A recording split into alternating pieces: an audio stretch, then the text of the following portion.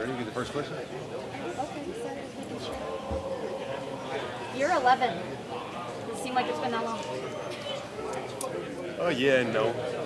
'Cause I remember all the times that I used to go through these practices and training camps and all the players that I played with. And then now I'm thinking about it like it just flew by. So, yeah and no. You had said that you felt like last year you left some plays out there. You felt like you had more to give.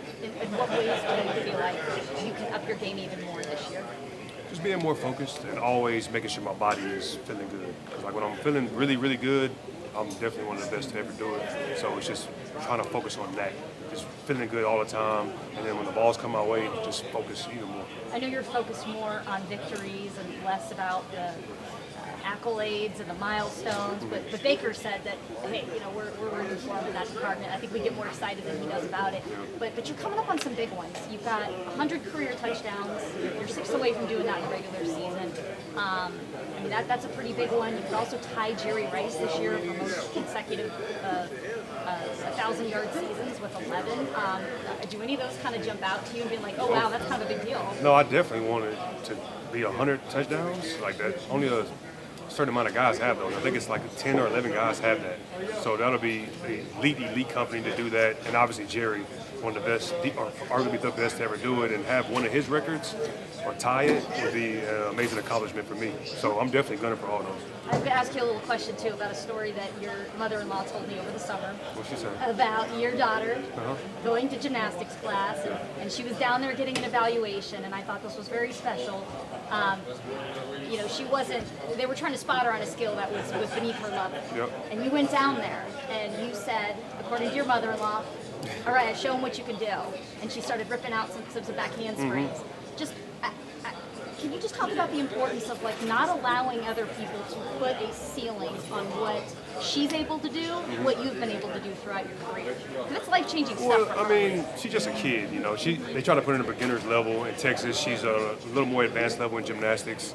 And they had her just doing cartwheels and stuff. And she's just flipping all over the house. So I just have to let the coach know and then see what she can do. What about for you, though? The importance of not allowing other people putting a cap on what you're able to do throughout your career? I mean, I've had great, role models and people to help me along the way. When I was early on, they told me, don't ever let nobody limit you and what you're able to do because God has given you a lot of gifts. So, work your butt off and use them to the max.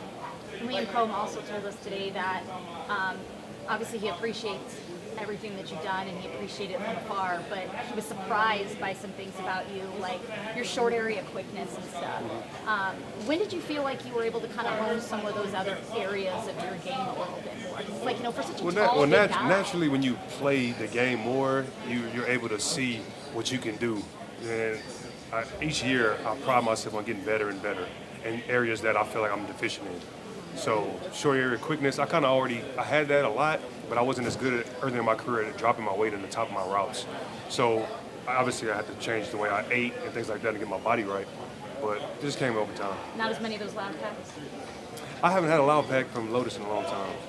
Mike, do you expect to take some deep shots early, maybe kind of test that young secondary out and get that kind of out of the way? I hope. But, I mean, they're young secondary, but they got some really great length and they can run. So, it would be great to take some shots early if they're giving us, man coverage. But we'll have to see. Seems like during training camp, you and Baker have just kind of formed this telepathy together.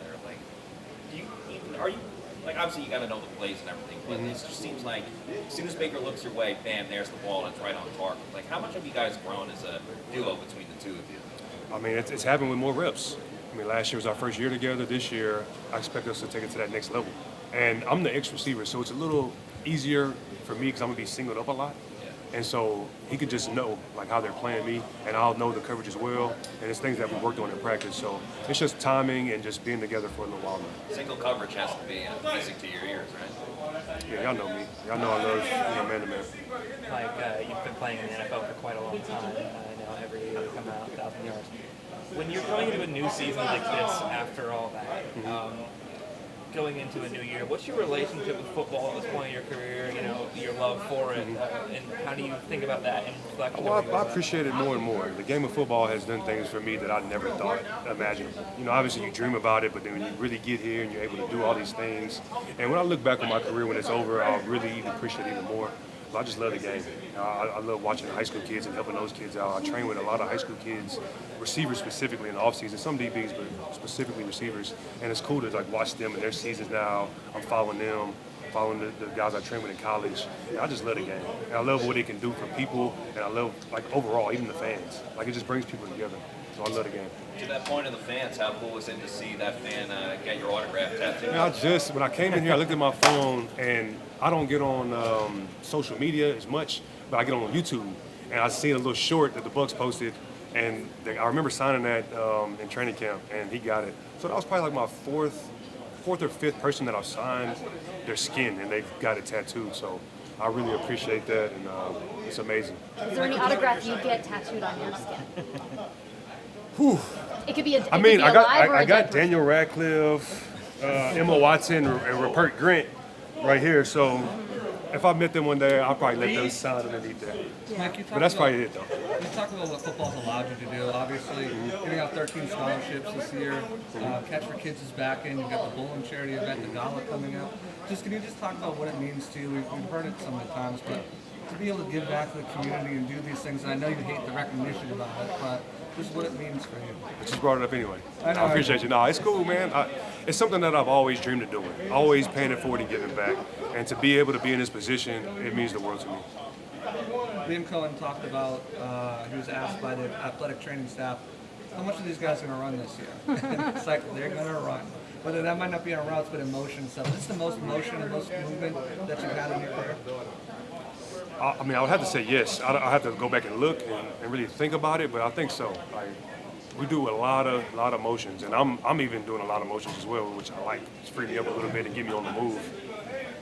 What's the greatest lesson your little girl will take from your football career, from watching you overcome a lot of the things that you've overcome? If you work hard, your dreams can come true. So just, God bless you with whatever talents He bless you with, and you just got to be appreciative and just work hard, and you can achieve your goals. Okay, thank you. Thanks, Mike. Thank you. Thanks, Mike.